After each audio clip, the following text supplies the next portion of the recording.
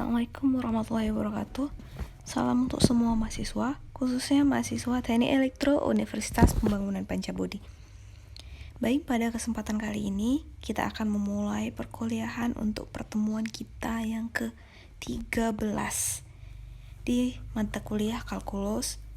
Dan kali ini masih tentang integral, tapi integral fungsi. Nah, untuk mengawali kegiatan, mari kita awali kegiatan kita ini dengan berdoa terlebih dahulu menurut agama dan kepercayaan kita masing-masing. Doa dimulai.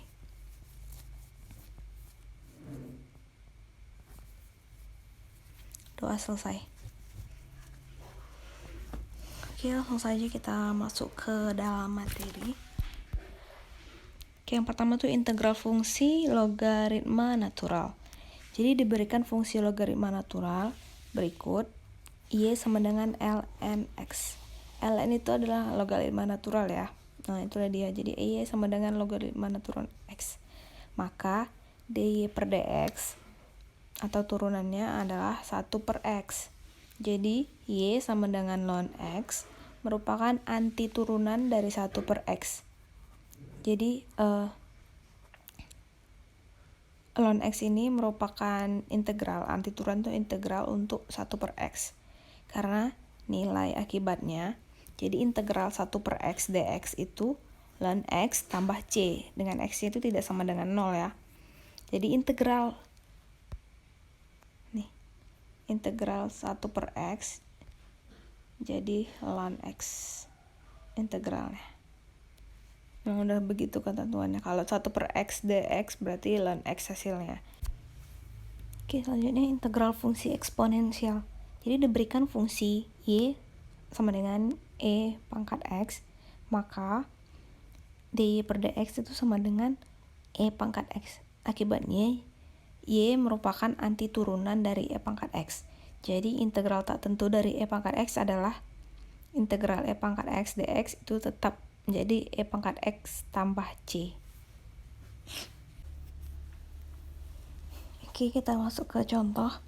Contoh pertama, hitunglah integral E pangkat minus 4X dx. Jadi kita jawab, integral E pangkat minus 4X dx sama dengan, kalau 1 itu kan sama 1 per min 4 dikali min 4 kan. Yang ini.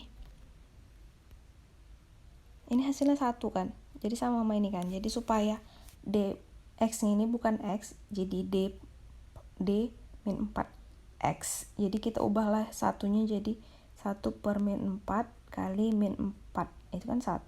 Jadi kita keluarkan min 1 per min 4 nya integral dari E pangkat min 4x. Nah, 4 nya ini, min 4 nya ini kita masukkan ke dalam sini, dikalikan min 4 berarti D min 4x. Supaya pangkat yang atas ini sama yang D ini sama, supaya kita bisa menyelesaikannya. Kalau yang di dalam contoh tadi kan, kalau misalnya X sama X berarti dia E pangkat X. Nah, kalau ini sama berarti sama dengan 1 per min 4 E pangkat min 4X tambah C. Supaya gitu. Oke, contoh yang kedua. Hitunglah integral X pangkat 2 dikali E pangkat min X pangkat 3 dx. Supaya bisa kita selesaikan seperti yang ini kan, E pangkat X dx baru menghasilkan E pangkat X. Pangkatnya si E sama D nya, setelah D nya harus sama. Jadi kalau misalnya ini E pangkat min X pangkat 3 dx berarti kita ubah D nya menjadi D min X pangkat 3. Oke, sama seperti yang di atas, sama 1 kan, kita buatlah 1 per 3 karena kita mau buat 3x. 1 per minus 3 dikali integral minus 3x pangkat 3 E pangkat X pangkat 3 dx. 1 per minus 3 integral dari E pangkat minus X pangkat 3 D min X pangkat 3. Dari mana X min X pangkat 3? Jadi min X pangkat 3 itu integral dari min X min 3 X pangkat 2. Itu kan hasilnya 3 min 3 per 3 X pangkat 3. Jadi hasilnya min X pangkat 3.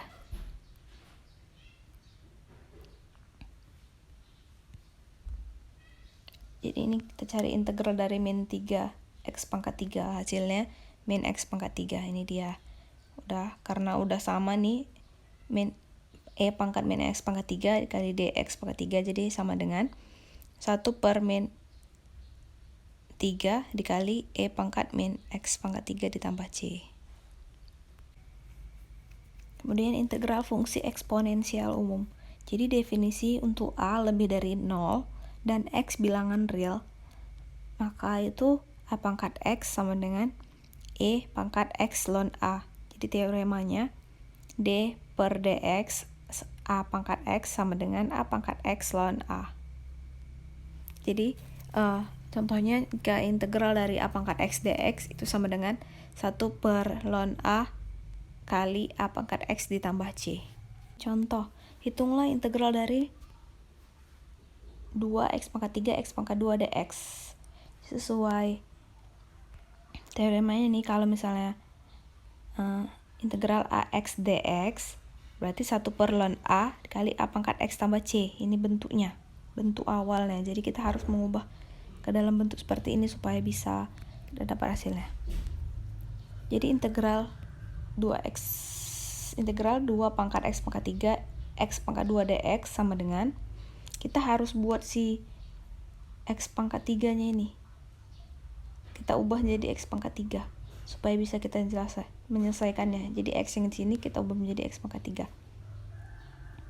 Oke, 1 per 3, supaya 1 per 3 dikali 3 kan 1 kan. Jadi kita buatlah 3 nya ini supaya dia menjadi 1 per 3 nanti, X pangkat 3. 1 per 3 dikali integral 2 X pangkat 3 kali 3 X pangkat 2 dx.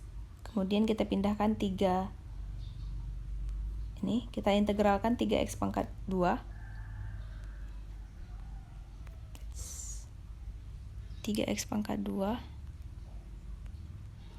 kan sama dengan 3 per pangkat ditambah 1 3 x pangkat 3. Jadi hasilnya x pangkat 3.